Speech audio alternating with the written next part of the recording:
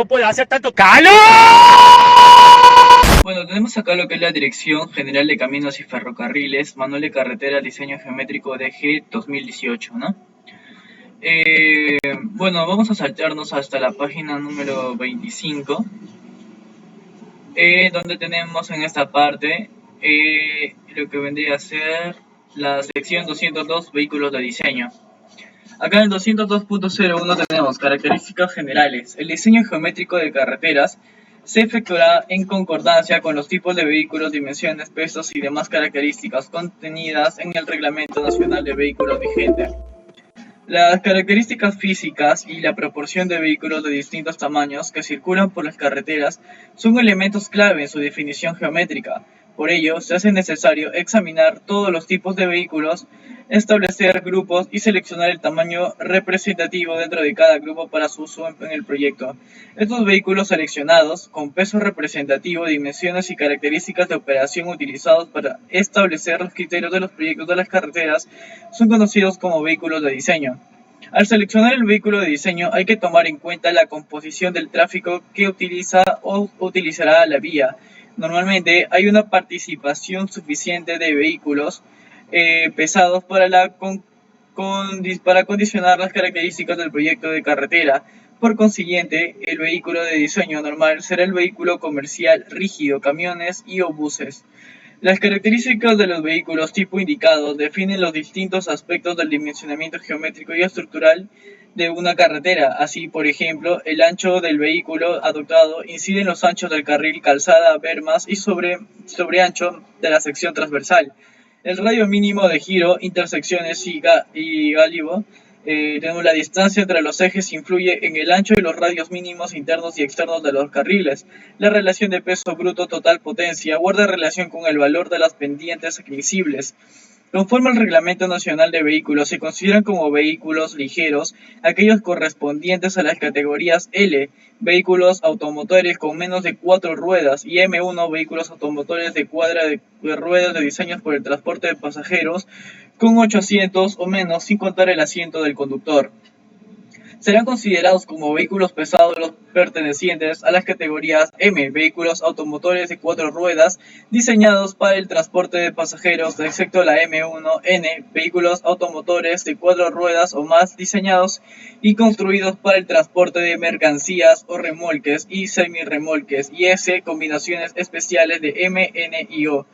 La clasificación del tipo de vehículo según encuesta de origen y destino empleada por SNIC para el costo de operación vehicular, en la siguiente: vehículo de pasajeros tenemos el Jeep BL, auto BL, bus B2, B3, B4 y BA, camión C2. Vehículo de carga tenemos el pick-up, equivalente al remolque simple, el camión C2, el camión C3 y C2SR, el T3S2. Tenemos acá lo que vendrían a ser los vehículos ligeros. La longitud y el ancho de los vehículos ligeros no condicionan el proyecto, salvo que se trate de una vía por la que no circulan camiones, situación poco probable en el proyecto de carreteras. A modo de referencia, se citan las dimensiones representativas de vehículos de origen norteamericano, en general mayores que las del resto de los fabricantes de automóviles, ¿no? El ancho, que es de 2.10 metros y largo de 5.8 metros. Para el cálculo de distancias de visibilidad, de parada y de adelantamiento se requiere definir diversas alturas asociadas a los vehículos ligeros que cubran las situaciones más favorables en cuanto a visibilidad. Altura, que tenemos el H, que tenemos la altura de los faros delanteros de 0.60 metros, altura 1, altura sub 1, altura de los ojos del conductor 1.07 metros, H sub 2, altura de un obstáculo fijo en la carretera de 0.15 metros, H sub 4, altura de las luces traseras de un automóvil o menor altura perceptible de carrocería 0.45 metros, H sub 5, altura del techo de un automóvil de 1.30 metros, ¿no? Acá se puede apreciar las alturas diferentes que ya hemos señalado. El vehículo ligero es el que más velocidad desarrolla y la altura del ojo de piloto es más baja. Por tanto, estas características definirán las distancias de visibilidad de sobrepaso, parada, zona de seguridad en relación con la visibilidad de los cruces. Altura mínima de barreras de seguridad y antideslumbrantes. Dimensiones mínimas de plazas de aparcamiento en zonas de estacionamiento, miradores o áreas de descanso. Tenemos acá vehículos vehículos pesados, las dimensiones máximas de los vehículos a emplear en la definición geométrica son las establecidas en el Reglamento Nacional de Vehículos vigente. Para el cálculo de distancias de visibilidad de parada y adelantamiento se requiere definir diversas alturas asociadas a los vehículos ligeros y que cubran las situaciones más favorables en cuanto a visibilidad. Tenemos H, altura de los faros delanteros, 0.60 metros. H3, tenemos altura de los ojos de un conductor de camión o bus, necesaria para la verificación de visibilidad en curvas verticales cóncavas bajo estructuras, 2.50 metros. Tenemos la H4, altura de las luces traseras de un automóvil o menor altura perceptible de carrocería, 0.45 metros. H6, altura de techo de vehículo pesado de 4.10 metros, ¿no? Como se puede ver acá en el gráfico. Luego pasamos acá. En la tabla 201.01 se resumen los datos básicos de los vehículos de diseño. El vehículo pesado tiene que las características de sección y altura para determinar la sección de los carriles y su capacidad portante, radios y sobreanchos en curvas horizontales, alturas libres mínimas permisibles, necesidad de carriles adicionales, longitudes de incorporación, longitudes y proporción de aparcamientos para vehículos pesados de zonas de estacionamiento, miraderos o áreas de descanso. Bueno, seguimos avanzando hasta la siguiente página, donde tenemos acá la tabla 202.01, datos básicos de los vehículos de tipo M utilizados para el dimensionamiento de carreteras, según Reglamento Nacional de Vehículos. Acá tenemos que se encuentra vigente, ¿no? El tipo de vehículo, tenemos vehículo ligero, ómnibus de 2 ejes, ómnibus de 3 ejes, ómnibus de 4 ejes, ómnibus articulado, semirremolque simple, semirremolque doble, semirremolque simple, ¿no? Tenemos el alto total, el ancho total, el vuelo lateral, ancho de ejes, largo total, vuelo delantero, separación de ejes, vuelo trasero y el radio mínimo del radio exterior, ¿no? Todo eso se tiene que tener en cuenta para el momento de diseñar la carretera. Giro mínimo de vehículos tipo. El espacio mínimo absoluto para ejecutar un giro de 180 grados en sentido horario queda definido por la trayectoria que sigue la rueda delantera izquierda del vehículo, trayectoria exterior, y por la rueda trasera derecha, trayectoria interior. Además de la trayectoria exterior, debe considerarse el espacio libre requerido por la sección en volado que existe entre el primer eje y el parachoques, o elemento más sobresaliente. La trayectoria exterior queda determinada por el radio de giro mínimo propio del vehículo y es una característica de fabricación. La trayectoria interior depende de la trayectoria exterior del ancho del vehículo, de la distancia entre el primer y último eje y de la circunstancia que estos ejes pertenecen a un camión de tipo unidad rígida o semirremolque articulado. De esta forma, camiones y ómnibus en general requerirán dimensiones geométricas más generosas que en el caso de vehículos ligeros. Ello se debe a que en su mayoría los primeros son más anchos, tienen distancias entre ejes más largas y mayor radio mínimo de giro, que son las principales dimensiones de los vehículos que afectan el alineamiento horizontal y la sección transversal. En la figura 202.01 202.54 se ilustran las trayectorias mínimas obtenidas para los vehículos de tipo con las dimensiones máximas establecidas en el Reglamento Nacional de Vehículos. En las tablas 202.02 a 202.11 se incluyen los radios máximos y mínimos y los ángulos para las 6 trayectorias descritas. Tabla 202.02, vehículo ligero, radios máximos, radios angulares. Acá están los ángulos trayectoria, el radio máximo exterior del vehículo y el radio mínimo interior del vehículo, ¿no? El radio mínimo interior rueda 3 y el ángulo máximo en dirección. Luego tenemos en la siguiente página la figura 202.01, giro mínimo para vehículos ligeros, BR y trayectoria de 30 grados, ¿no? Como se puede ver las dimensiones que es de 3.04 metros de cada rueda a rueda y prácticamente de la rueda hasta la parte delantera, de parachoques 0.90 y 1.50 en la parte trasera, ¿no? Se puede observar acá el giro que dice de 30 grados, que tenemos el radio mínimo interior del vehículo, el radio interior de la rueda y el radio máximo exterior del vehículo. Tenemos el radio mínimo de giro de 7.30 metros. Y podemos ver acá en su escala. Y en la figura 202.2, giro mínimo de vehículos ligeros, trayectorias de 60 grados. Entonces tenemos acá igual las mismas dimensiones del vehículo, pero acá se puede observar el giro de 60 grados, ¿no? Como ya hemos señalado, vamos a pasar a la siguiente página. En la figura 202.03, giro mínimo para vehículo ligero, trayectoria de 90 grados. En la trayectoria de 90 grados se puede observar que es una curva un poco más prolongada, ¿no? Tenemos acá el rayo máximo exterior, tenemos acá el rayo mínimo interior y el rayo mínimo de giro de 100.30 metros, ¿no? Todo esto ya se señala dentro del AutoCAD, se ponen las dimensiones y pues se puede observar ahí mismo como si sale bien o algo falta corregir. Acá hay un giro de 120 grados que ya se puede ver que es un giro mucho más prolongado y mucho más difícil de hacer. Y seguimos en la siguiente, que es el giro de trayectoria de 150 grados. Este ya es muy difícil de que pueda hacerse. Normalmente la velocidad de los vehículos se debe considerar la velocidad de los vehículos, ¿no? Ya que pueden ocurrir diferentes tipos de choques.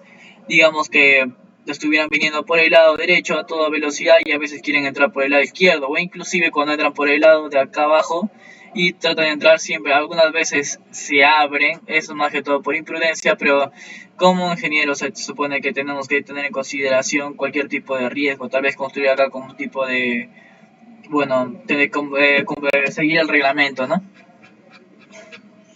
Luego tenemos la trayectoria de 180 grados, que se puede ver que ya es mucho más curva. Y tenemos acá el ómnibus de dos ejes, ¿no? Y los radios máximos y mínimos y ángulos.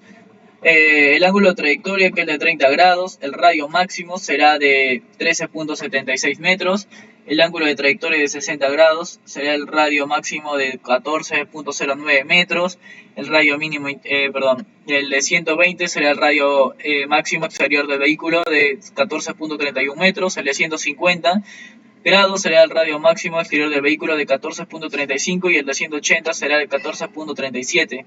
En el radio mínimo interior de 30 grados es de 10.17. Bueno, seguimos. Tabla 202.03, ómnibus de dos ejes B2, radios máximos mínimos y ángulos, ¿no? Tenemos acá la trayectoria de 30, 60, 90, 120, 150 y 180 grados. Se puede ver el radio máximo exterior del vehículo, rueda mínimo exterior del vehículo y ángulo máximo en dirección, ¿no? Luego pasamos al siguiente. Tenemos acá lo que vendría a ser la figura 202.07, giro mínimo de ómnibus de dos ejes, B2, trayectoria 30 grados. Se puede, bueno, igual que la figura anterior. Luego trayectoria de 60 grados. Luego acá la trayectoria de 90 grados. Y tenemos la trayectoria de 120. Falta la de, ahorita vamos a ver la de 150. Y la trayectoria de 180 grados. Ahora, tenemos acá la tabla 202.04, ómnibus de tres ejes, B3-1, radios máximos, mínimos y ángulos, ¿no? Tenemos el ángulo trayectoria de 30, 60, 90, 120, 150 y 180 grados, su radio máximo exterior que del vehículo 14.66, 14.95 para 60, de 90 grados 15.07, de 120 15.12, de 150 15.14 y de 180 15.15. Tenemos el radio mínimo interior de la rueda, que ya ahí salen los ángulos y el ángulo máximo de dirección, ¿no? Luego tenemos acá la figura 202.13, giro mínimo para ómnibus de tres ejes, ¿no? Casi no he visto mucho, pues será para casi camiones. Trayectoria de 30 grados. Luego tenemos acá trayectoria de 60 grados. Tenemos la trayectoria de 90 grados. La trayectoria de 120 grados. La trayectoria de 150 grados. Y por último tenemos la trayectoria de 180 grados, ¿no? Luego tenemos acá su tabla, donde va a salir prácticamente, mira, tenemos los radios máximos y radios mínimos y ángulos, ¿no? El ángulo de trayectoria, sus radios máximos, su radio mínimo interior de la rueda y el ángulo máximo en dirección. Luego pasamos a la siguiente página, donde tenemos acá ya lo que vendría a ser giro mínimo para ómnibus de cuatro ejes, su trayectoria de 30 grados, una trayectoria de 60 grados, tenemos su trayectoria de 90 grados, su trayectoria de 120 grados, tenemos su trayectoria de 150 grados y por último la trayectoria de 180 grados, ¿no? Ahora, tenemos acá su tabla, donde tiene sus ángulos de trayectoria de 30, 60, 90, 120, 150, 180 grados. Tenemos un radio máximo exterior, sus valores de radio mínimo interior, sus ángulos máximos en dirección y el ángulo máximo de articulación, ¿no? En la siguiente página tenemos lo que vendría a ser giro mínimo para ómnibus articulados, trayectoria de 30 grados, prácticamente como los buses del metropolitano, ¿no? Ahora, tenemos acá giro mínimo para ómnibus articulados, BA1, trayectoria de 60 grados. Tenemos acá giro mínimo para ómnibus articulados, BA1, trayectoria de 90 grados, ¿no? Como se puede ver, más o menos es de 18.30 metros la longitud de este vehículo, ¿no? Que es un vehículo bien extenso, como si mira, cada uno se puede ver en la figura. Luego tenemos acá el giro mínimo para ómnibus articulado BA1, trayectoria de 120 grados. Y luego tendremos acá lo que vendría a ser el giro mínimo para ómnibus articulados BA1, trayectoria de 150 grados. Como se puede ver, el camino que traza este vehículo más o menos sería de esta manera.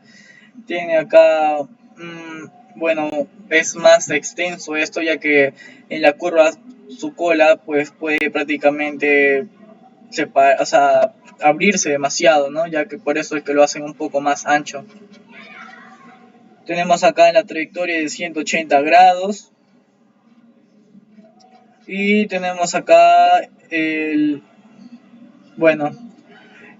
como se puede ver, acá en los radios va disminuyendo, ya que el radio mínimo, ¿no? Va disminuyendo, ya que mientras más ángulo, pues prácticamente también necesita una mayor curva, por eso es que disminuye también el radio mínimo de esta. Están sus valores en la tabla y pues vamos a seguir con la siguiente, ¿no? Lo que vendría a ser el giro mínimo para semirremolques simples T2 S1, trayectoria de 30 grados.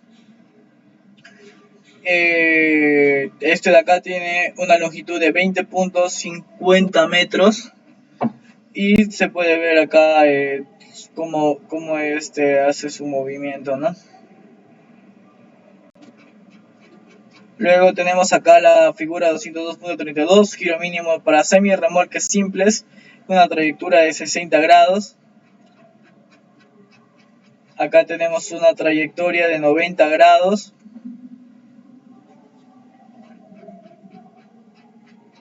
Tenemos una trayectoria de 120 grados.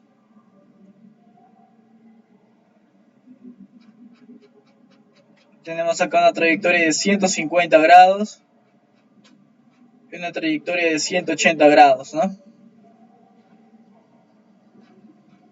Ok.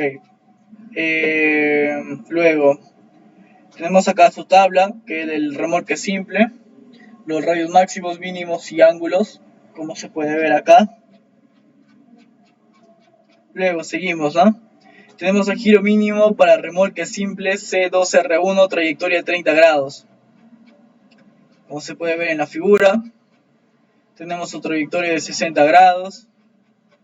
Tenemos acá una trayectoria de 90 grados. Y tenemos una trayectoria de 120 grados, ¿no? Pero se puede apreciar en esta parte, en las figuras, que en estos vehículos, pues prácticamente la parte delantera va en toda la ruta, ¿no? Sin embargo, en la parte de atrás, pues se va doblando un poco, casi como se ve en la imagen. Es por eso que se deja esta parte para, más que todo, prevención, ¿no? Así como ya está en el reglamento estipulado. O sea, prácticamente no hay una ciencia que se tiene que descubrir, ¿no? O sea, ya está todo hecho, solamente hay que seguir los reglamentos nada más. Luego tenemos acá el giro mínimo para remolques simples, trayectoria 150 grados. Tenemos su trayectoria de 180 grados. Y bueno, acá su tabla, ¿no? Tabla 202.09, semirremolques doble, radios máximos, mínimos y ángulos, ¿no? Acá está la tabla que se puede apreciar. Luego, tenemos acá figura 202.43, giro de mínimo para semirremolques dobles, trayectoria de 30 grados. Este de acá tiene una longitud más o menos de 23 metros y se puede ver acá su trayectoria, ¿no?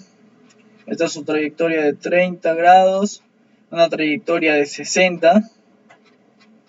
Tiene acá también su trayectoria de 90 grados,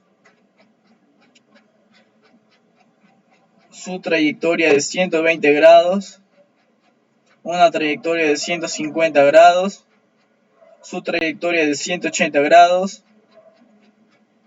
Y acá tiene su tabla, ¿no? Tabla 202.10, semirremolque, remolque, radios máximos, mínimos y ángulos.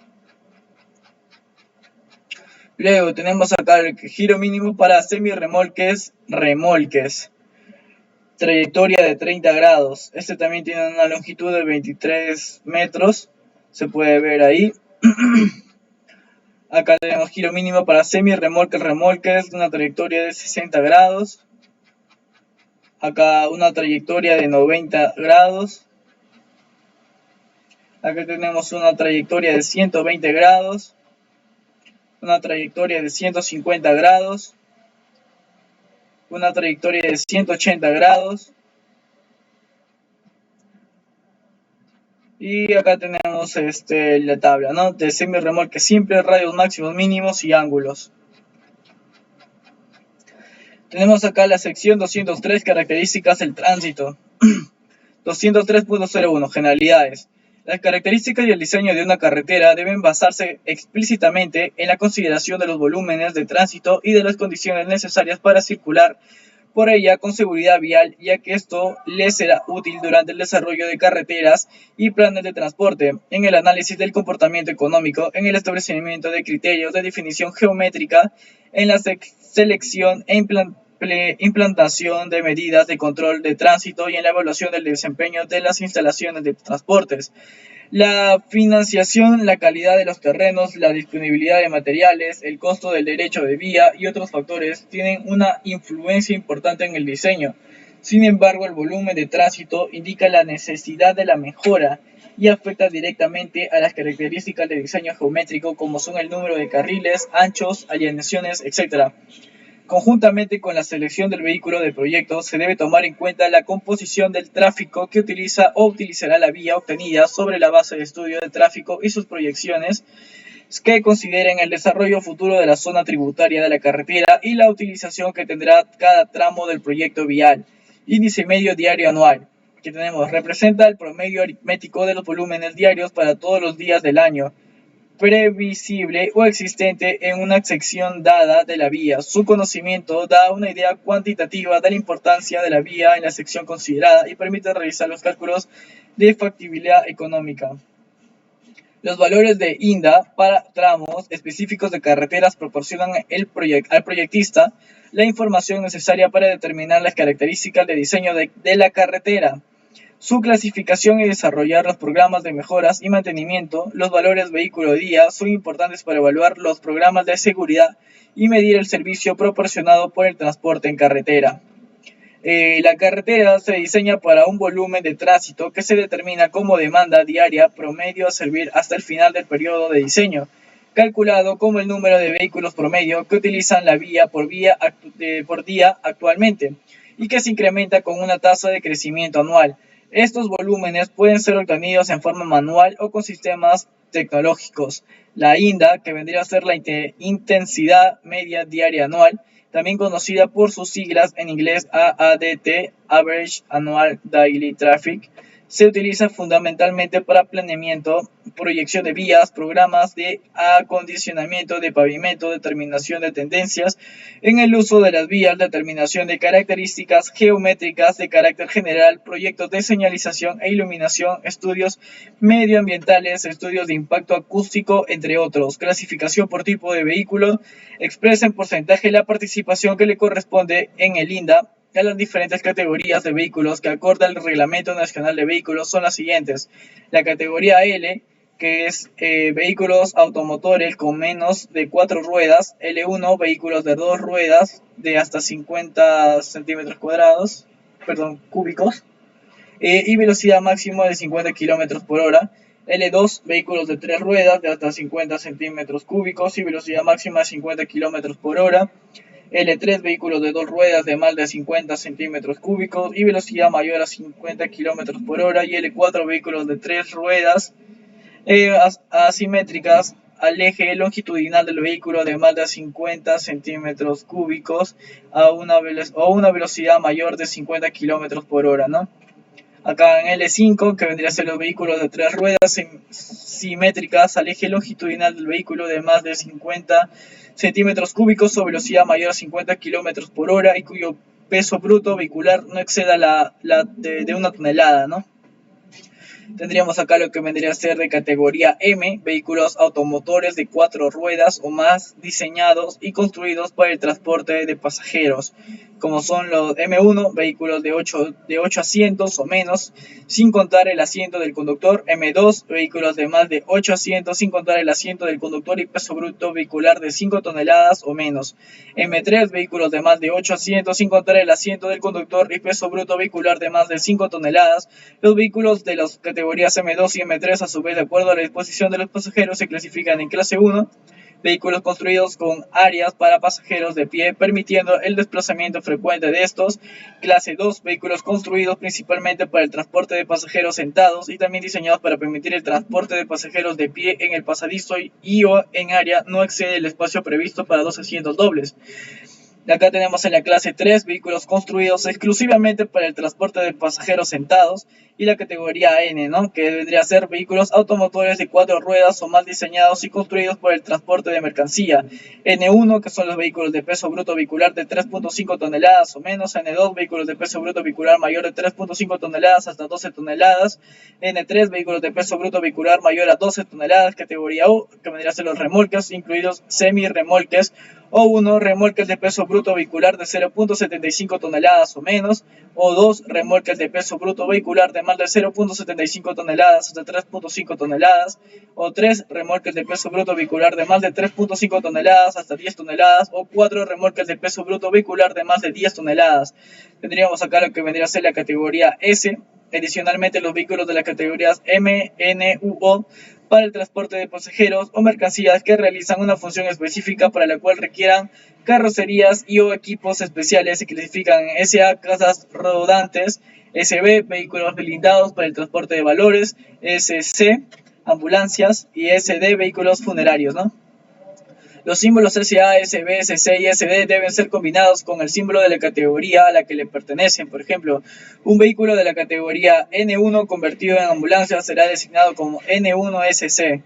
Los tipos de vehículos indicados pueden variar y por tanto para el diseño deben emplearse los aprobados en el Reglamento Nacional de Vehículos vigentes. En el 203.04 tenemos el volumen horario de diseño. El patrón de tráfico en cualquier carretera muestra una variación considerable en los volúmenes de tránsito durante las distintas horas del día y de cada hora durante todo el año, ¿no? En caminos de alto tránsito, en el volumen horario de diseño y no el INDA, lo que determina las características que deben otorgarse al proyecto para evitar problemas de congestión y determinar condiciones del servicio aceptables. Por lo tanto, una decisión clave para el diseño consiste en determinar cuál de estos volúmenes de tránsito por hora debe ser utilizado como base para el diseño. El VHD deberá obtenerse, o sea, cantidad de volumen horario por diseño, ¿no? De diseño, que deberá obtenerse a partir de un ordenamiento decreciente de los mayores volúmenes horarios registrados a lo largo de todo un año. Al graficar estos valores se podrá establecer el volumen horario de demanda máxima normal, que para la mayoría de los caminos de tránsito mixto, aquellos que no presentan un componente especializado preponderante, por ejemplo, turismo, coincide con el volumen asociado a la 30ª hora de mayor demanda. Los volúmenes asociados a las horas que ocupan las primeras posiciones en el ordenamiento decreciente se consideran máximos extraordinarios, en los que se acepta cierto grado de congestión al final de la vida útil del proyecto. El volumen asociado a la 30ª hora será mayor, aunque muy similar a los volúmenes previsibles en una gran cantidad de horas al año y que figuran a continuación de la 30ª hora, ¿no? De allí su definición como máximo normal.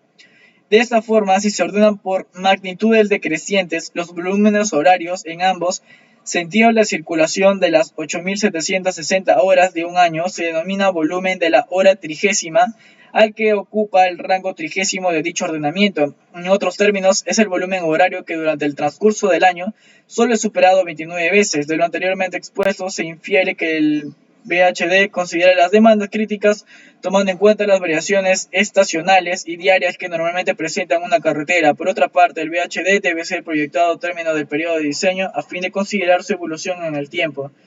El volumen horario del proyecto corresponde a un porcentaje entre el 12% y el 18% del INDA, estimado para el año horizonte del proyecto, a falta de información estadística que permite elaborar el análisis detallado del comportamiento horario actual de una ruta existente o para estimar el VHD de una nueva ruta, se podrá utilizar la relación empírica extensamente comprobada en caminos de tránsito mixto que relaciona el INDA con el VHD.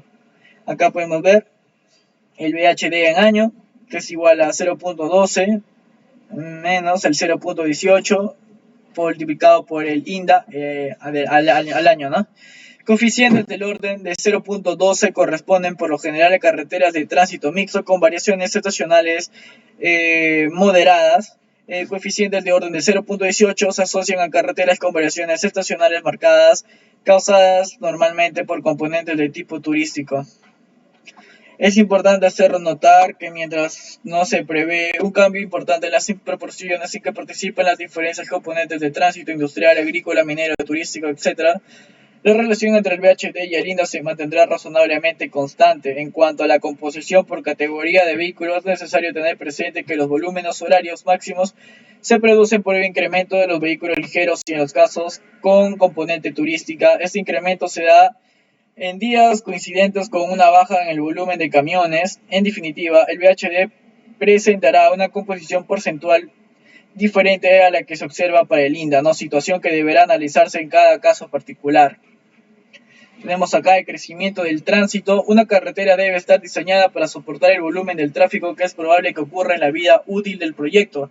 No obstante, el establecimiento de la vida útil de una carretera requiere la evaluación de las variaciones de los principales parámetros en cada segmento de la misma, cuyo análisis revisa cierta complejidad por la obsolencia de la propia infraestructura o inesperados cambios en el uso de la tierra, con las siguientes modificaciones en los volúmenes de tráfico, patrones y demandas. Para los efectos prácticos se utiliza como base para el diseño de un periodo de 20 años.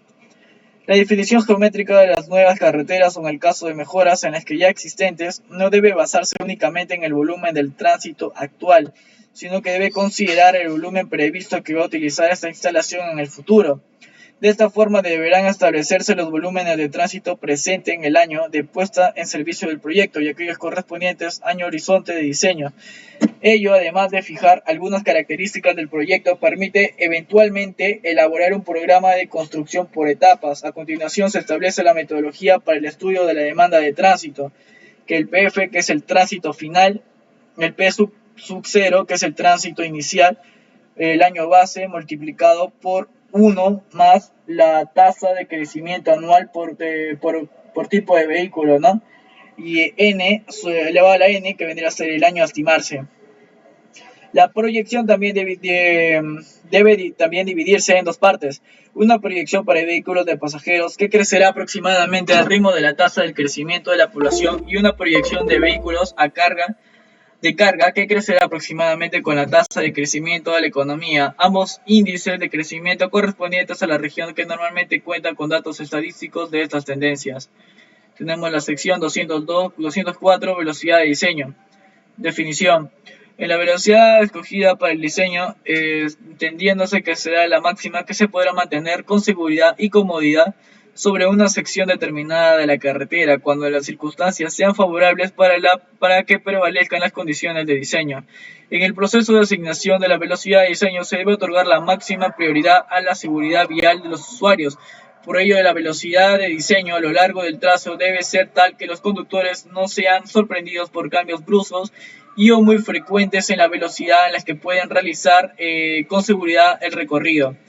El proyectista, para garantizar la consistencia de la velocidad, debe identificar a lo largo de la ruta tramos homogéneos a los que por las condiciones topográficas se les puede asignar una misma velocidad. Esta velocidad, denominada velocidad de diseño del tramo homogéneo, es la base para la definición de las características de los elementos geométricos incluidos de dicho tramo. Para identificar los tramos homogéneos y establecer su velocidad de diseño, se debe atender a los siguientes criterios.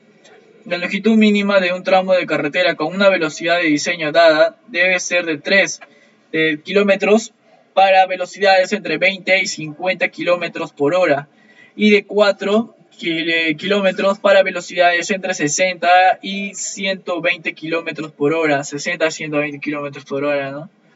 La diferencia de velocidad de diseño entre tramos adyacentes no debe ser mayor a 20 kilómetros por hora. No obstante lo anterior, si debido a un marcado cambio en el tipo de terreno en un cuarto sector de la ruta, es necesario establecer un tramo con longitud menor a la especificada, la diferencia de su velocidad de diseño con la de los tramos adyacentes no deberá ser mayor de 10 kilómetros por hora. Velocidad 204.02, ¿no? Velocidad de diseño del tramo homogéneo. La velocidad de diseño está definida en función de la clasificación por demanda u orografía de la carretera a diseñarse. A cada tramo homogéneo se le puede asignar la velocidad de diseño del rango, se indica en la tabla 204.01. Acá tenemos la tabla 204.01, rangos de velocidad de diseño en cada función de la clasificación de la carretera por demanda y orografía. Tenemos la clasificación, que es autopista de primera clase, su orografía plano, ondulado, accidentado, escarpado, ¿no?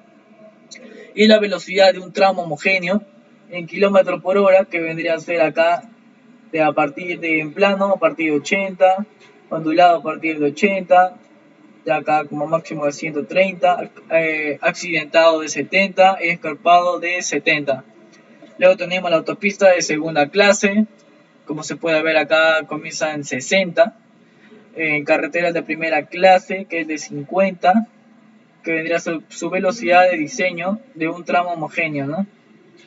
Bueno, tenemos acá la carretera de segunda clase, en escarpado, que es de 40, la carretera de tercera clase, que vendría a ser inicialmente de 30, ¿no? Luego, velocidad específica de los elementos que integran el trazo de planta y perfil. La velocidad máxima de un vehículo en un momento dado está en función principalmente de las restricciones u oportunidades que ofrezca el trazo de la carretera, el estado de la superficie de la calzada, las condiciones climáticas, la intensidad del tráfico y las características del vehículo. En tal sentido, es necesario dimensionar los elementos geométricos de la carretera en planta, perfil y sección transversal en forma tal que puedan ser recorrida con seguridad a la velocidad máxima asignada de cada uno de dichos elementos geométricos. La velocidad máxima con que sería abordado cada elemento geométrico y la velocidad específica con la que se debe diseñar el valor de velocidad específica de un elemento geométrico depende esencialmente de los siguientes parámetros: del valor de velocidad de diseño del tramo homogéneo en que se encuentra incluido el elemento. La condición deseable es que la mayoría de los elementos geométricos que integran el tramo homogéneo se les pueda asignar como velocidad específica. El valor de la velocidad de diseño del tramo de la geométrica del trazo inmediatamente antes del elemento considerado, teniendo en cuenta el sentido que el vehículo realiza el recorrido. Para asegurar la mayor homogeneidad posible en la velocidad específica de curvas y tangentes, lo que necesariamente se traduce en mayor seguridad para los usuarios, requiere que las velocidades específicas de los elementos que integran un tramo homogéneo sean iguales a la velocidad de diseño del tramo, que no superen esta velocidad en más de 20 km por hora. La secuencia general para la asignación de las velocidades específicas de los elementos geométricos en planta y perfil es la siguiente. En el proceso de diseño en planta, partiendo de velocidad de diseño del tramo homogéneo adoptado, asignar la velocidad específica a cada una de las curvas horizontales. Partiendo de la velocidad específica asignada a las curvas horizontales, asignar la velocidad específica a las tangentes horizontales. En el proceso de diseño en perfil, partiendo de la velocidad específica asignada a las curvas horizontales y a las tangentes horizontales, asignar la velocidad específica a las curvas verticales. Partiendo de la velocidad específica asignada a las tangentes horizontales, asignar la velocidad específica a las tangentes verticales. Tenemos 204.04, la velocidad específica en las curvas horizontales. Para asignar la velocidad específica a las curvas horizontales incluidas en un tramo homogéneo, se consideran los siguientes parámetros, ¿no? La velocidad de diseño del tramo homogéneo en que se encuentra la curva horizontal, el sentido en el vehículo recorre la carretera, la velocidad específica asignada en la curva horizontal anterior, la longitud del segmento, un tangente anterior. Para efectos de este manual, se considera segmento en tangente a la distancia horizontal medida entre los puntos medios de las espirales de las curvas del inicio y el final del segmento, si estas son espiralizadas, o entre el PT y el PC de las curvas que sí son circulares, la deflexión en la curva analizada. Tenemos acá 204.04.01, criterios para la asignación de la velocidad específica en las curvas horizontales. La velocidad específica de cada una de las curvas horizontales se debe establecer atendiendo a los siguientes criterios. La velocidad específica de una curva horizontal no debe ser menor a la velocidad de diseño del tramo, ni superar esta en 20 km por hora. La velocidad específica de una curva horizontal debe ser asignada teniendo en cuenta la velocidad específica de la curva horizontal anterior y la longitud del segmento en tangente anterior. La diferencia entre las velocidades específicas de la última curva horizontal de un tramo y primera de la siguiente está en función de la velocidad de diseño de los tramos contiguos y de la longitud del segmento en tangente entre dichas curvas. Es necesario enfatizar para no desvirtuar el valor asignado a la velocidad de diseño del tramo, cada vez que las condiciones topográficas del terreno lo permitan. Se debe plantear una propuesta del eje que conduzca al momento de asignar la velocidad específica a las curvas horizontales a que estas velocidades específicas resulten lo más cercanas posibles a la velocidad de diseño del tramo homogéneo. Tenemos la velocidad de tangente horizontal. Para la verificación de la distancia de visibilidad de alentamiento en una tangente horizontal y para la asignación de una velocidad específica de una curva vertical incluida en dicha tangente, es necesario establecer la probable velocidad a la que circulan los vehículos por ella. En carreteras de una calzada, un vehículo puede ingresar a la tangente saliendo de la curva horizontal localizada en un extremo que tiene una determinada velocidad específica, o saliendo de la curva localizada del extremo que también tiene su propia velocidad específica.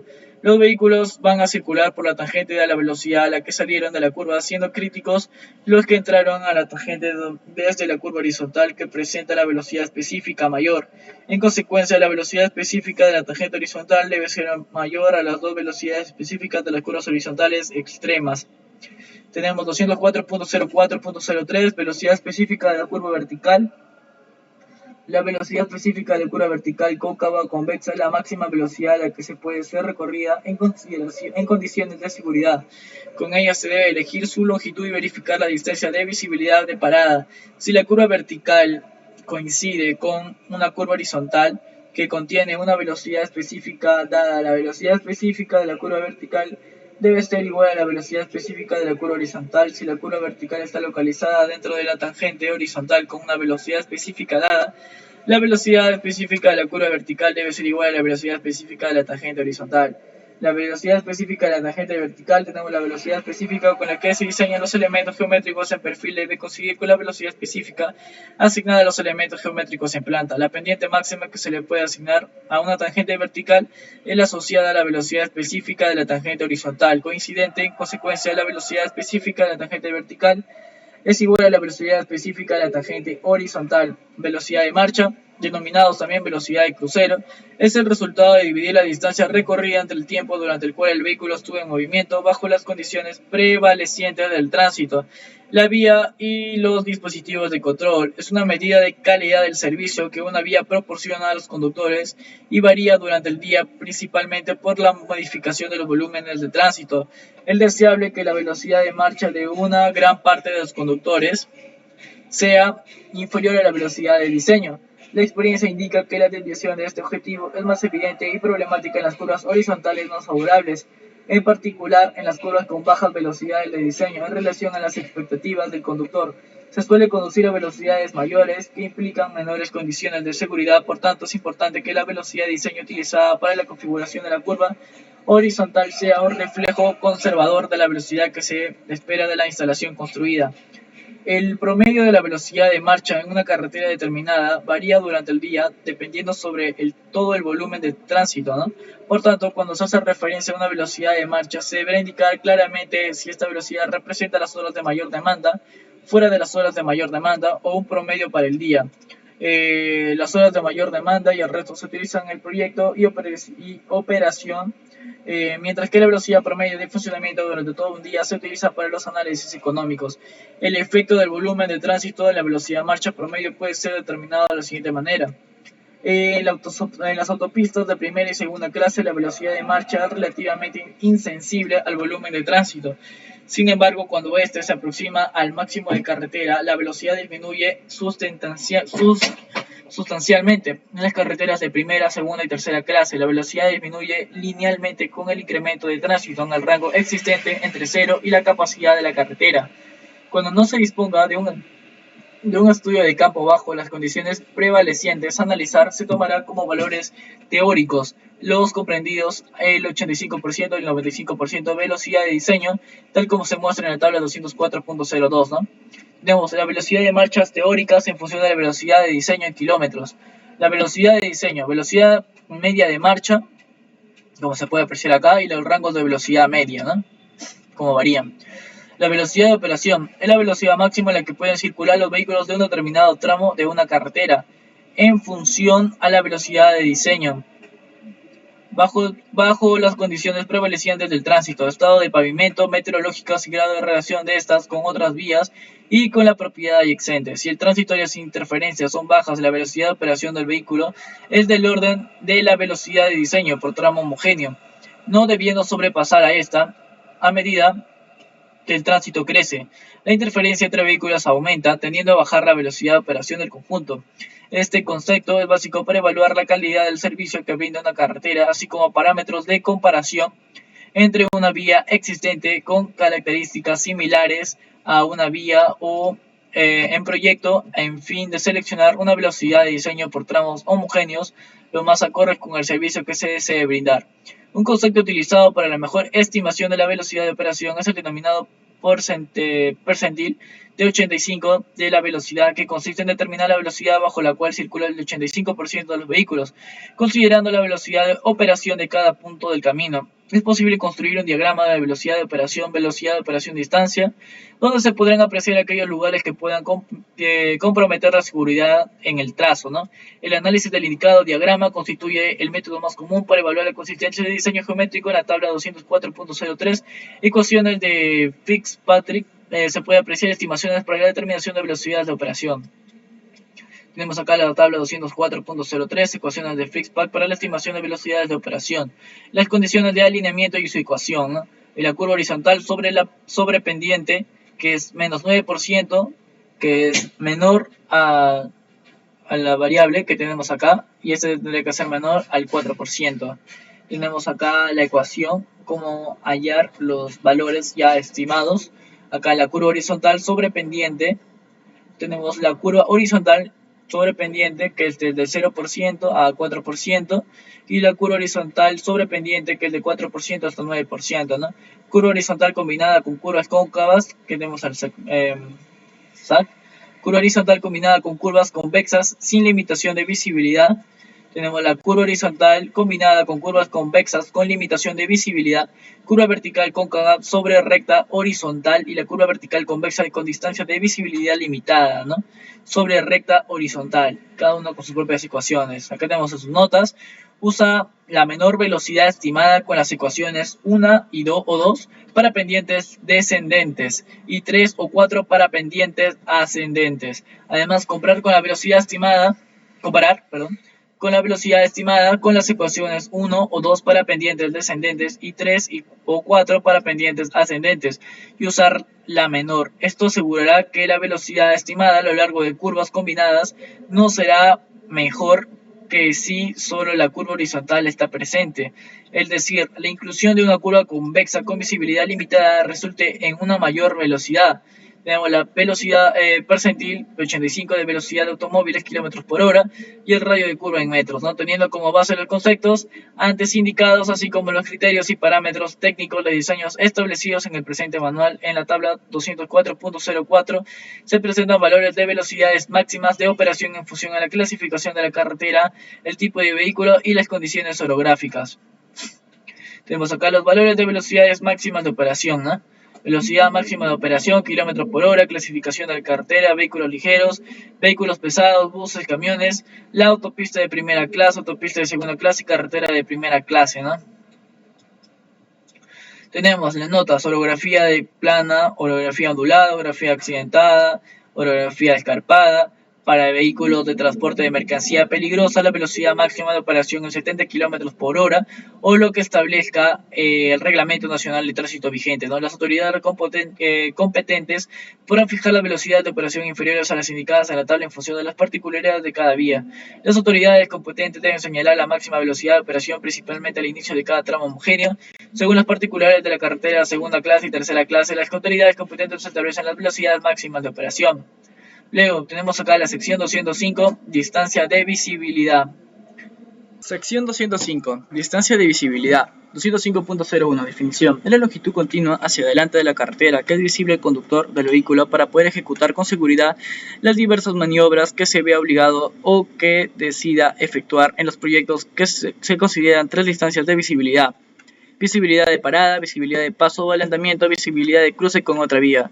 Las dos primeras influencian el diseño de la carretera. Hay campo abierto y serán tratadas de esta sección considerando alineamiento recto y rasante de pendiente uniforme. Los casos con condicionamiento asociados a singularidades de planta perfil se tratarán en las secciones correspondientes.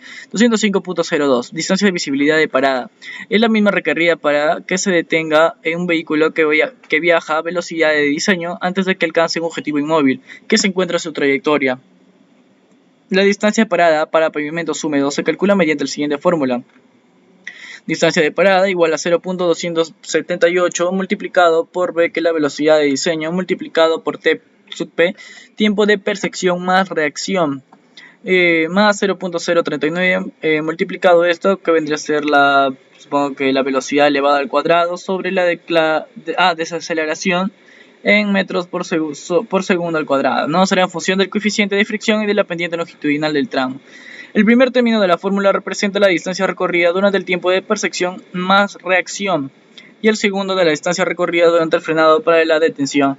El tiempo de reacción de frenado es el intervalo entre el instante en que el conductor reconoce la existencia de un objeto o peligro sobre la plataforma delante y el instante en que realmente aplica los frenos. Así se define que el tiempo de reacción estaría 2 a 3 segundos. Se recomienda tomar el tiempo de percepción menos reacción de 2.5 segundos. En todos los puntos de una carretera, la distancia de visibilidad será mayor o igual a que vendría a ser la distancia de visibilidad de parada. La tabla 205.01 muestra la distancia de visibilidad de parada en función a la velocidad de diseño, y en la tabla 205.01 sección A se muestra la distancia de visibilidad de parada en función de la velocidad de diseño y pendiente. Para vías con pendiente superior a 3%, tanto en ascenso como en descenso, se puede calcular la siguiente fórmula, que vendría a ser la dp, distancia de parada, que es igual a 0.278 multiplicada por btp, que ya vimos acá arriba, más lo que vendría a ser velocidad elevada al cuadrado sobre 254 multiplicado por lo que es la A, creo que es la aceleración del vehículo, sobre 9.81, que es la aceleración de la gravedad, más menos I, ¿no? Que tenemos acá: subida respecto al sentido de circulación, bajada respecto al sentido de circulación, y pensé que era la aceleración, pero la desaceleración en metros sobre segundo al cuadrado es en función del coeficiente de fricción de la pendiente longitudinal, y acá la velocidad de diseño, ¿no? Claro. Okay. Se considera obstáculo aquel de una altura mayor o igual a 0.15 metros con relación a los ojos de un conductor, que está a 1.07 metros sobre la rasante de circulación. Sin una sección de la vía no es posible lograr la distancia mínima de visibilidad de parada correspondiente a la velocidad de diseño. Siendo este un recurso excepcional, debe ser autorizado por la entidad competente. Asimismo, la pendiente ejerce influencia sobre la distancia de parada. Esta influencia tiene importancia práctica Para valores de las pendientes subidas o bajadas, que vendría a ser menos mayor a 6%, y para velocidades de diseño mayor a 70 km por hora, ¿no? Tenemos la distancia de velocidad de parada en metros en pendientes de 0%. Acá tenemos la velocidad de diseño, distancia de percepción de reacción, distancia durante el frenado a nivel, distancia de visibilidad de parada. Luego tenemos acá el diseño de visibilidad de parada con pendiente en metros, ¿no? Velocidad de diseño, los pendientes de 3%, pendiente de 6% y pendiente de 9%, pendiente de subida de 3%, pendiente de acá de 6% y 9%. Luego tenemos acá una gráfica, distancia de visibilidad de parada, ¿no? Acá tenemos lo que vendría a ser distancia de parada, que vendría a estar en metros, y la pendiente en porcentaje. Donde tenemos acá la velocidad, que vendría a ser igual a velocidad de diseño, que es 70 km por hora, 40 km por hora, 30 y 150 km por hora, ¿no? Luego tenemos acá la distancia de visibilidad de paso o adelantamiento. Es la mínima que debe estar disponible a fin de facultar al conductor de vehículo o sobrepasar a otro que viaja a una velocidad menor con comodidad y seguridad sin causar alteración a la velocidad de un tercer vehículo que viaja en sentido contrario y que se hace visible cuando se ha iniciado la maniobra de sobrepaso. Dichas condiciones de comodidad y seguridad se dan cuando la diferencia de velocidad entre los vehículos que se desplazan en el mismo sentido es de 15 km por hora. Y el vehículo que viaja en sentido contrario transita la velocidad de diseño. La distancia de visibilidad de adelantamiento debe considerarse únicamente para las carreteras en dos carriles con tránsito en las dos direcciones donde el adelantamiento se realiza en el carril de sentido opuesto. La verdad, y para ser sinceros, por ejemplo, para la carretera de Tingo María a Huánuco es horrible, porque es una carretera de doble sentido, pero cuando muchos vehículos tratan de adelantar, siempre hay veces de que, bueno, como prácticamente abarcan el otro carril por completo y a veces ni siquiera ven los vehículos y por eso ocurren muchos accidentes. Yo pienso que deberían ensanchar tal vez un poco más, 1 metro más para cada margen, tal vez de esa manera sería mucho más factible, la verdad. Yo lo veo así, pero bueno, no sé por qué serán estas carreras así tan con este ancho, ¿no? Pienso que considerando podría hacerse más, la verdad. Bueno, distancia de visibilidad de adelantamiento.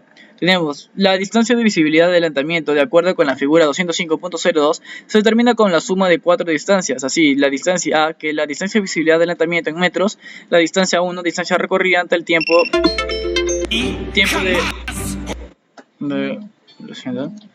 de percepción y reacción, y en metros, ¿no? Y la distancia 2 más la distancia 2, que es la distancia recorrida por el vehículo que adelanta durante el tiempo desde que invade el carril sentido contrario hasta que regresa a su carril en metros. La distancia 3, que es la distancia de seguridad una vez termina la maniobra entre el vehículo que adelanta y el vehículo que viene en sentido contrario en metros. Y la distancia 4, distancia recorrida por el vehículo que viene en sentido contrario, estimada en 2/3 partes de 2, ¿no? En metros. Se utilizarán como guías para el cálculo de la distancia de visibilidad de adelantamiento de la figura 205.02 y los valores indicados en el manual AASHTO 2004 que se presenta en la tabla 205.02 para 4 rangos de velocidad específica de la tangente.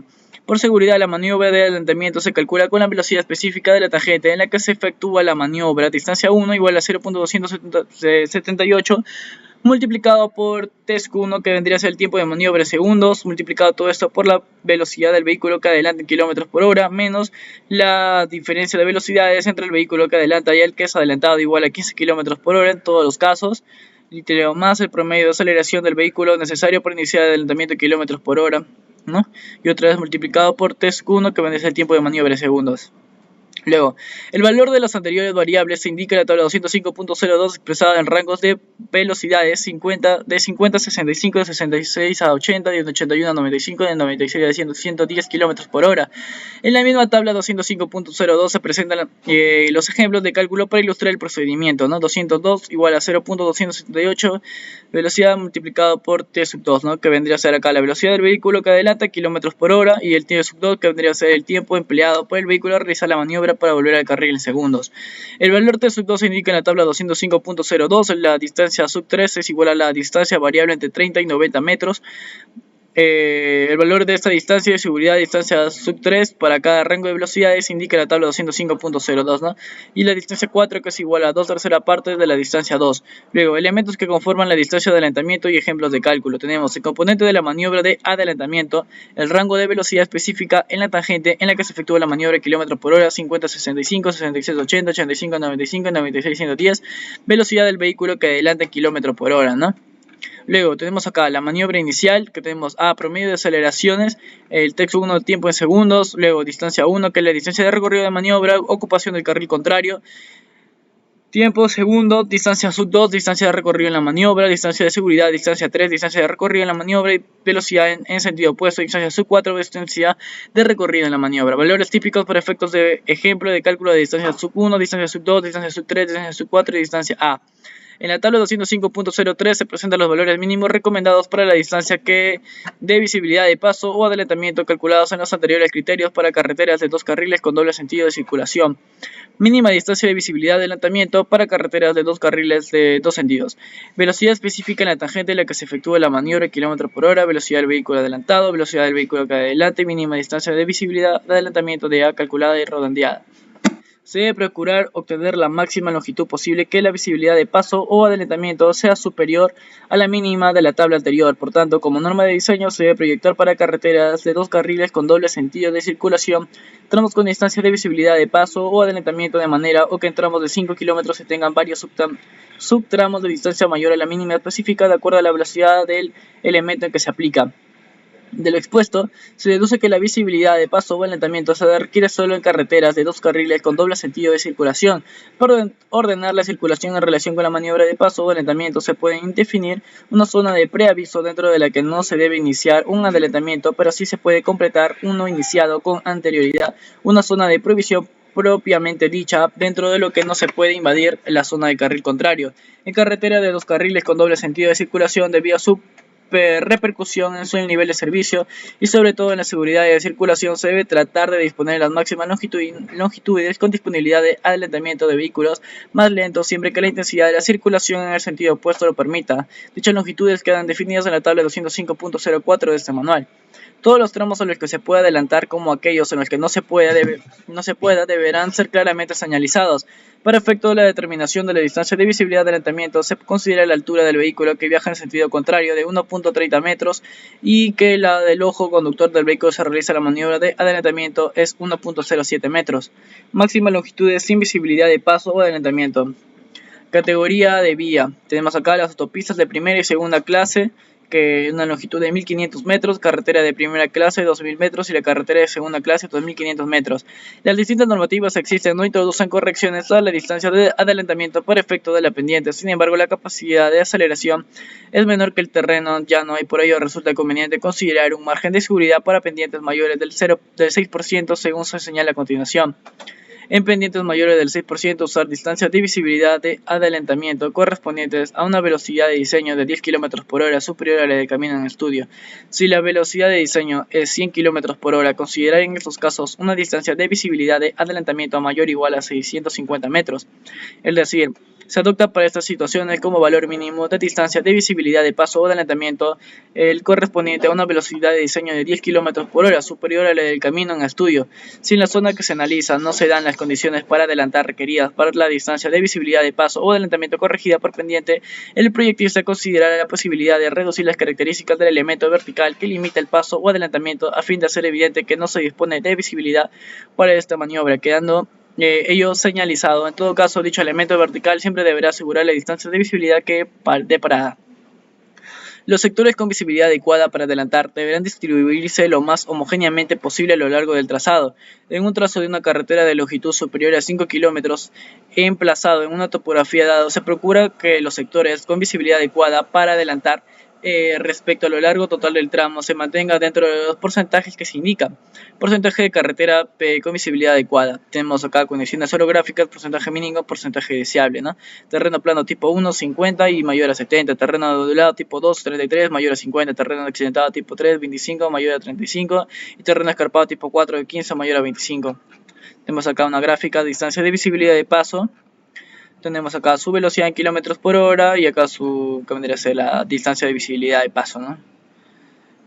como se puede ver acá en el gráfico. Distancia de visibilidad y cruce. La presencia de intersecciones a nivel hace que potencialmente se puedan presentar una diversidad de conflictos entre los vehículos que circulan por una y otra vía. La posibilidad de que esos conflictos ocurran puede ser reducida mediante la provisión apropiada de distancias de visibilidad de cruce y de dispositivos de control acordes. El conductor de un vehículo que se aproxima por la vía principal a una intersección a nivel debe tener visibilidad libre de obstrucciones de la intersección y de un tramo de la vía secundaria de suficiente longitud que le permita reaccionar y efectuar las maniobras necesarias para evitar una colisión, ¿no? Tenemos la distancia mínima de visibilidad de cruce considerada como segura bajo ciertos supuestos sobre las condiciones físicas de la intersección y del comportamiento del conductor. Está relacionada con la velocidad de los vehículos y las distancias recorridas durante el tiempo, percepción, reacción y el correspondiente de frenado. Por lo antes indicado, en las interacciones a nivel deberá existir visibilidad continua a lo largo de las vías que se cruzan, incluyendo sus esquinas que le permitan a los conductores que simultáneamente se aproximan, verse mutuamente con anticipación y así evitar colisiones ante una situación de estas. El conductor que circula por la vía secundaria deberá tener posibilidad de disminuir la velocidad y parar la intersección con la vía principal.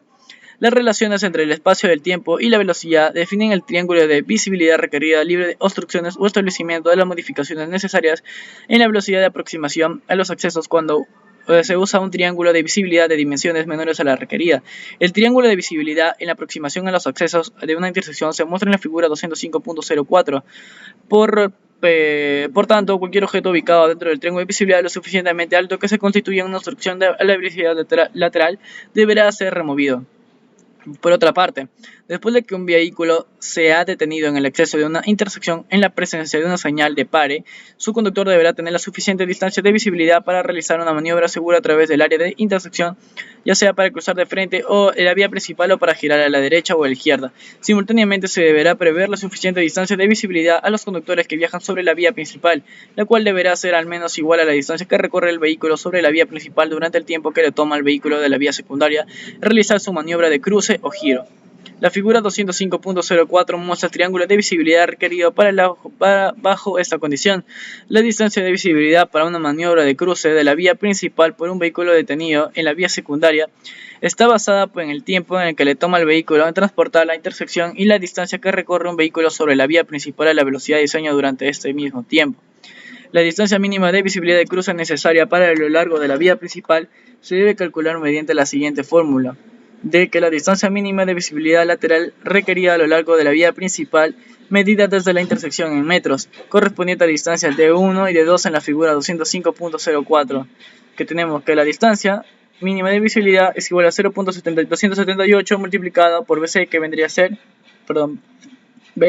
a ser la velocidad específica de la vía principal en kilómetros por hora. Corresponde a la velocidad específica del elemento de la vía principal inmediatamente antes del sitio de cruce.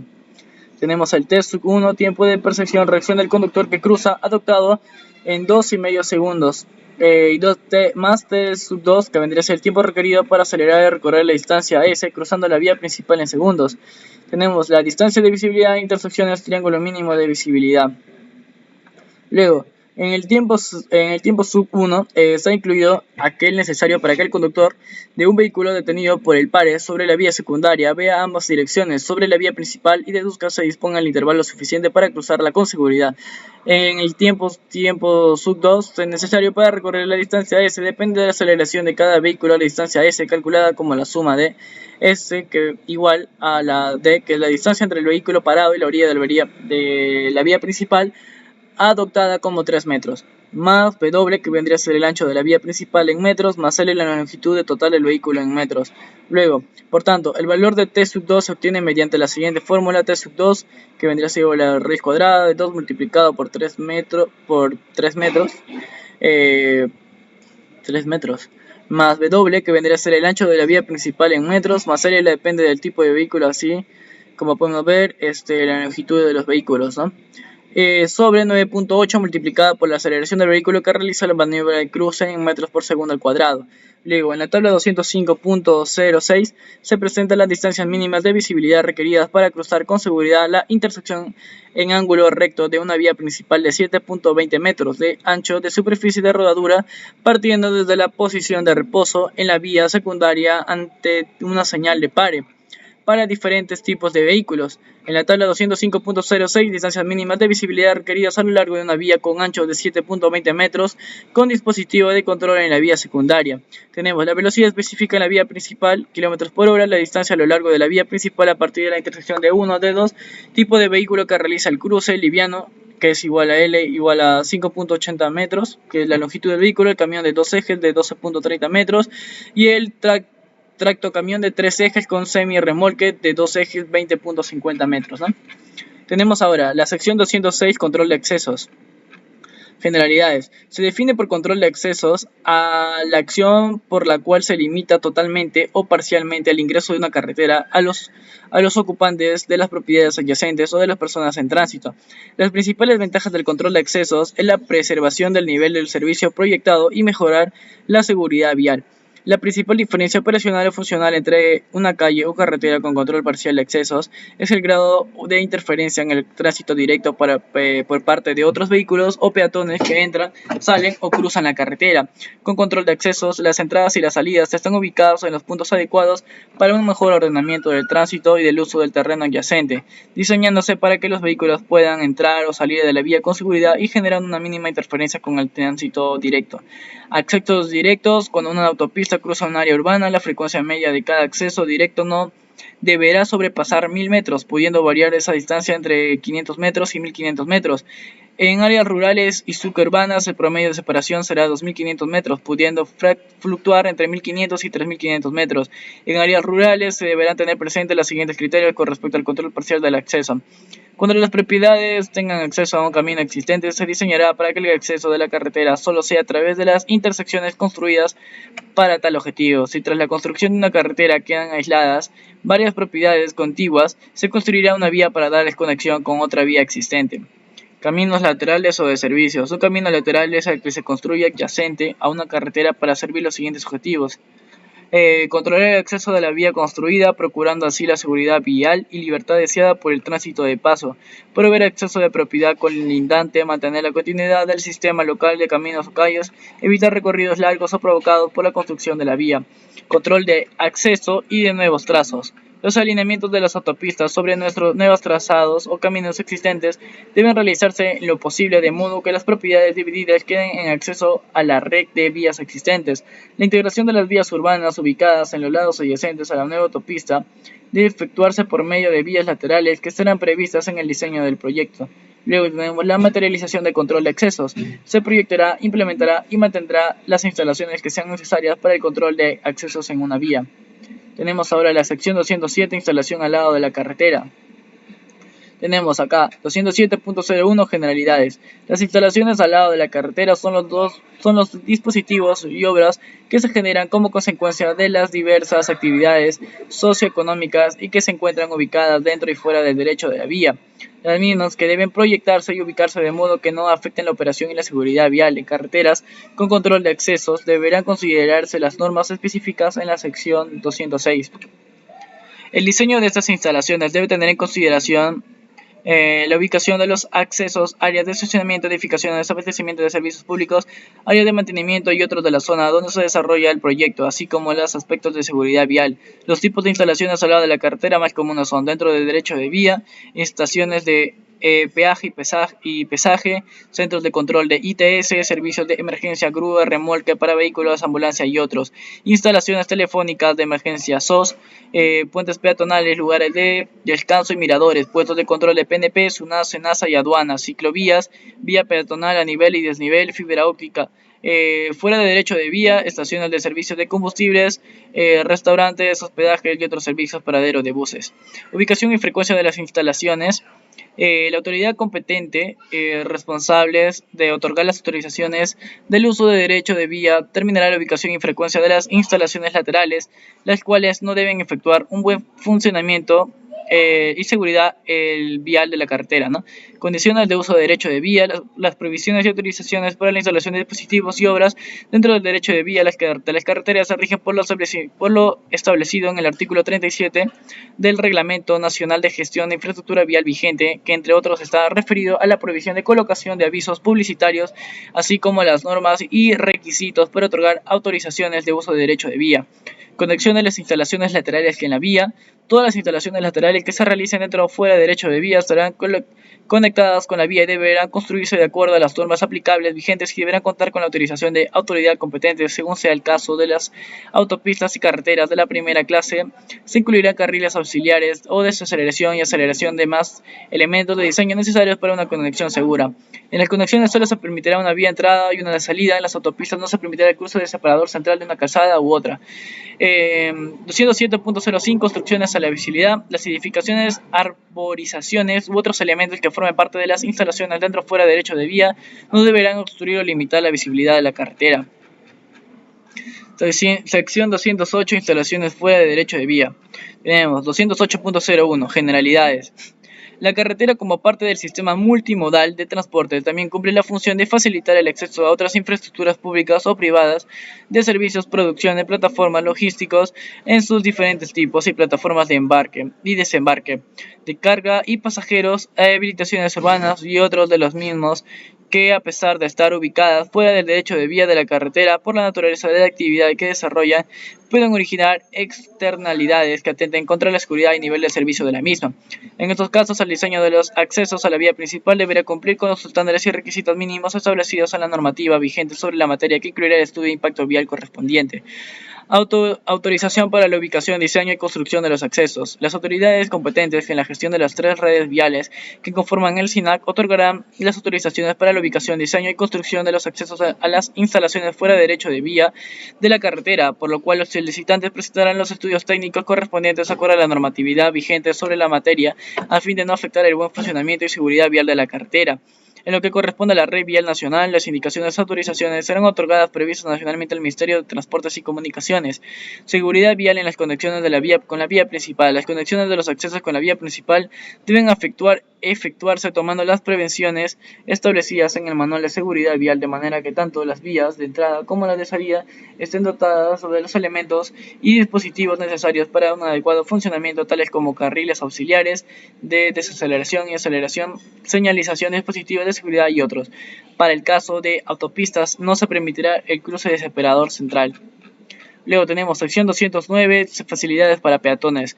Generalidades. Están referidas a la ejecución de obras completamente o reposición de las existentes e instalaciones auxiliares necesarias en el desarrollo de un proyecto carretero con la finalidad de facilitar el tránsito de los peatones con seguridad vial.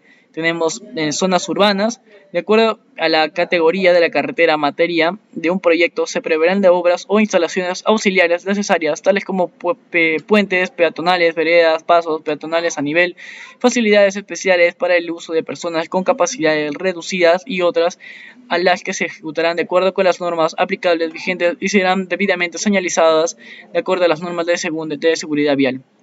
Tenemos en zonas rurales, de acuerdo a la categoría de la carretera, materia de un proyecto en las zonas rurales, se preverán de las obras o instalaciones auxiliares necesarias con la finalidad de facilitar el tránsito peatonal y el desarrollo de actividades en zonas laterales que generan concentración de personas con seguridad vial. Estas obras pueden ser puentes peatonales, paraderos, pasos peatonales a nivel, facilidades especiales para el uso de personas discapacitadas, entre otros. Tenemos acá valores estéticos y ecológicos. Generalidades.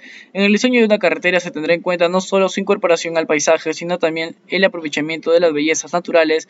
Dichos valores estéticos y ecológicos deberán considerarse conjuntamente con la utilidad económica, seguridad y demás factores del proyecto. Por tanto, el alineamiento, el perfil y la sección transversal deben guardar armonía con las condiciones del medio, evitando así un quiebre de los factores ecológicos. Consideraciones generales. Para lograr los efectos deseados deberán tenerse en consideración, entre otros aspectos, los que se enumeran a continuación. El trazo de la carretera debe estar tal que el proyecto en ejecución proteja el medio ambiente y destaquen las bellezas naturales existentes. En lo posible, el trazo y el perfil de la carretera deberán acomodarse a las características del terreno con la finalidad de disminuir el movimiento de tierras, en esencial evitar la destrucción de la vegetación en general, posibilidad de diseñar viaductos, túneles, muros. Las estructuras deberán ser ubicadas y diseñadas para que, además de prestar su servicio, ofrezcan la mejor estética posible. Los taludes, cada vez que sea posible y conveniente, deberán alabearse y tenderse como una manera de disimular las líneas de construcción y permitir el arraigo de la vegetación de acuerdo a la sección transversal encontrada. Las áreas de intersección deberán proyectarse de tal manera que sus formas se adapten a los contornos naturales. Tenemos ahora la sección 211, capacidad y niveles de servicio. Deberá realizarse un análisis a la capacidad de la vía y de los niveles de servicio esperados según el volumen de demanda y las condiciones reales del proyecto, lo que servirá para evaluar las características y restricciones de tránsito geométricos, ambientales y de calidad del servicio que ofrecerá la vía a los usuarios con el fin de realizar los ajustes necesarios a los factores y o parámetros considerando el diseño geométrico. Para la ejecución de dichos análisis se presenta a continuación los conceptos generales de la capacidad, niveles de servicio a tener en cuenta para el diseño geométrico. Generalidades. La teoría de capacidad de carreteras desarrollada por el Transportation Research Board a través del Comité de Capacidad de Carreteras y Calidad de Servicio de los Estados Unidos, Manual de Capacidad de Carreteras, constituye una herramienta para analizar la calidad del servicio que cabe esperar que el conjunto de vehículos que operan en una carretera de características dadas. A continuación se resumen los principios básicos y se dan algunas tablas elaboradas para ilustrar el concepto de capacidad y nivel de servicio en situaciones particulares. Los valores de aquí se muestran deben ser considerados solo como indicadores que permiten ilustrar órdenes de magnitud para las condiciones particulares del Perú. Tratamiento según tipo de vía. La teoría de capacidad de carreteras de un tratamiento diferente a algún problema según se trate de carreteras de dos carriles con tránsito bidireccional. En estos casos se considera que la vía no tiene control de accesos, pero tiene prioridad sobre todas las demás vías que lo empalman o cruzan. En caso existan vías de mayor importancia, deberá sectorizarse el camino y analizar por separado los factores de así determinados. Posiblemente al punto de cruce pasará a ser un punto crítico. Carreteras que cuentan por lo menos con dos carriles adyacentes por calzada para cada sentido del tránsito sin control de accesos. Puede trazarse una sola calzada sin separación central o dos calzadas separadas. Carreteras de dos o más carriles para tránsito unidireccional por calzada con control total o parcial de accesos. Corresponde al caso de autopistas que cumplan con las condiciones descritas. Condiciones ideales o referencia al fin de establecer las condiciones que permitan obtener los máximos volúmenes para una cierta calidad del flujo. Se definen las condiciones ideales respecto del tránsito y de las características de la vía. Para condiciones que se apartan de las ideales, la metodología define coeficientes de corrección que permiten calcular los volúmenes máximos asociados a una calidad de flujo bajo las condiciones prevalecientes. Las condiciones ideales o de referencia son flujo de tránsito continuo, libre de interferencias, flujo de tránsito existente. El método se considera solamente vehículos ligeros, automóviles, camionetas. Ello implica la aplicación de factores de corrección por la presencia de vehículos pesados en función a la topografía del terreno. Carriles de 3.6 metros con bermas iguales a mayores a 1.8 metros libres de obstáculos. Se considera obstáculo cualquier elemento de más de 0.15 metros de alto y su influencia será diferente si se trata de obstáculos continuos o aislados.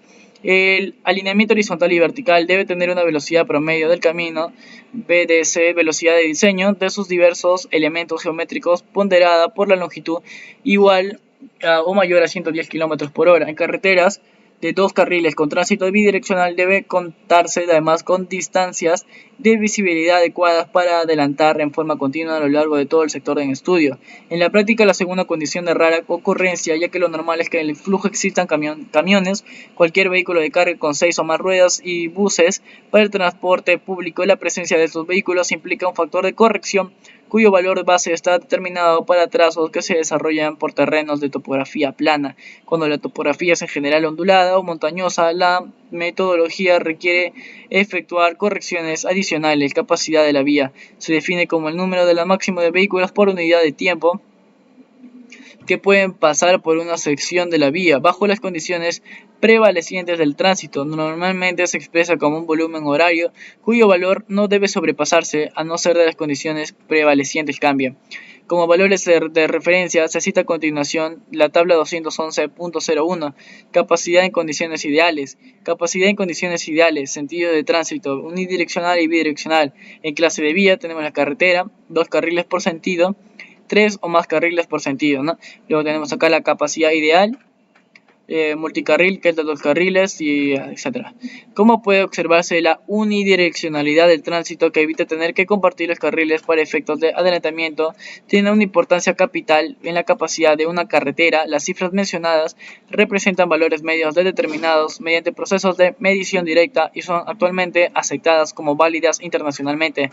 En las carreteras de 2 carriles la capacidad está afectada por el reparto del tránsito por sentidos, siendo el reparto ideal 50-50. En caso que la situación ideal se presente, la capacidad de ambos sentidos quedará reducida como se indica en la tabla 211.02, capacidad de carreteras de 2 carriles, el reparto por sentidos, que es 50-50, 60-40, 70-30, 80-20, 90-10 y 100-0, ¿no?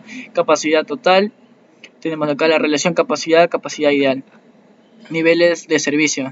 Tenemos acá, acuerdo a la teoría de capacidad de carreteras, cuando el volumen del tránsito es el orden de la capacidad de carretera, condiciones de operación, en efecto la velocidad de operación, considerándola fluctúa alrededor de 48 km por hora para la totalidad de los usuarios y la continuidad del flujo será inestable, pudiendo en cualquier momento interrumpirse pasando un flujo máximo o un flujo cero durante un periodo de tensión. Es necesario, por tanto, que el volumen de demanda sea menor que la capacidad de la carretera para que este proporcione el usuario un nivel de servicio aceptable. La demanda máxima que permite un cierto nivel o calidad de servicio es la que se define como volumen de servicio. La metodología desarrollada por TRB define 4 niveles de servicio, A, B, C y D, que permiten condiciones de operación superior a las de antes descritas. Cuando la carretera opera a capacidad se habla de nivel E y cuando se tiene flujo forzado se le denomina nivel F. Cuantitativamente los niveles de servicio se establecen a partir de la velocidad operación que permiten y la densidad BL km el carril para las condiciones prevalecientes definido por el volumen máximo que permite alcanzar la velocidad de operación específica como propia de ese nivel. Los niveles de ese servicio abarcan un rango de volúmenes menores que el volumen de servicio, que permiten velocidades de operación mayores que la mínima exigida para cada nivel. Cuando el volumen disminuye y la velocidad de operación aumenta hasta el rango definido para el nivel superior, indica que se ha alcanzado dicho nivel. Por el contrario, si el volumen aumenta y la velocidad disminuye, se pasa a las condiciones definidas para el nivel inferior. Las características principales de operación correspondientes a cada nivel son: nivel A, corresponde a las condiciones de libre flujo vehicular. Las maniobras de conducción no son afectadas por la presencia de otros vehículos y están condicionadas únicamente por las características geométricas de la carretera y las decisiones del conductor. Ese nivel de servicio ofrece comodidad física y psicológica al conductor. Las interrupciones menores para circular son fácilmente amortiguadas sin que exijan un cambio a la velocidad de circulación. Nivel B indica condiciones buenas de libre circulación, aunque la presencia de vehículos que van a menor velocidad puedan influir a los que se desplazan más rápido. Las velocidades promedio de viaje son las mismas que en el nivel A, pero los conductores tienen menor libertad de maniobra. Las interrupciones menores son todavía fácilmente absorbibles, aunque los deterioros locales del nivel de servicio pueden ser mayores que el nivel anterior. El nivel C. En este nivel, la influencia de la densidad de tráfico en la circulación vehicular determina un ajuste a la velocidad, capacidad de maniobra y las posibilidades de adelantamiento se ven reducidas a la presencia de grupos de vehículos en las carreteras de varios carriles con velocidades de circulación mayores a 80 km por hora. Se reducirá el libre flujo sin llegar a la detención total. Las interrupciones menores pueden causar deterioro local en el nivel de servicio y se formarán colas de vehículos ante cualquier interrupción significativa del tráfico. Nivel D. La capacidad de maniobra que se ve severamente restringida debido a la congestión del tránsito que puede llegar a la detención. La velocidad del viaje se reduce por el incremento de la densidad vehicular formándose colas que impidan el adelantamiento de otros vehículos. Solo las interrupciones menores pueden ser absorbibles sin formación colas y deterioro del servicio, ¿no? Tenemos la intensidad de circulación vehicular que se encuentra cercana nivel E. La intensidad de circulación vehicular se encuentra cercana a la capacidad de la carretera. Los vehículos son operadores con un mínimo de espacio entre ellos, manteniendo una velocidad de circulación uniforme. Las interrupciones no pueden ser disipadas de inmediato y frecuentemente causan colas que ocasionan que el nivel de servicio se deteriore hasta llegar al nivel F. Para el caso de las carreteras de varios carriles con velocidad de flujo libre entre 70 y 100 km por hora, los vehículos desarrollan velocidades menores que son variables e impredecibles. El nivel F que es el nivel mínimo. En ese nivel el flujo se presenta forzado y de alta congestión, a lo que ocurre cuando la intensidad del flujo vehicular demanda llega a ser mayor que la capacidad de la carretera bajo. Bored in the house and I'm in the house, boy. Bored in the house and I'm in the house, boy. Bored in the motherfucker in the house, boy. Bored in the motherfucker in the fucking in the. Bored in the house and I'm in the house, boy. Bored in the house and I'm in the house, boy. Bored in the motherfucker in the house, boy. And I'm bored in the motherfucker in the house.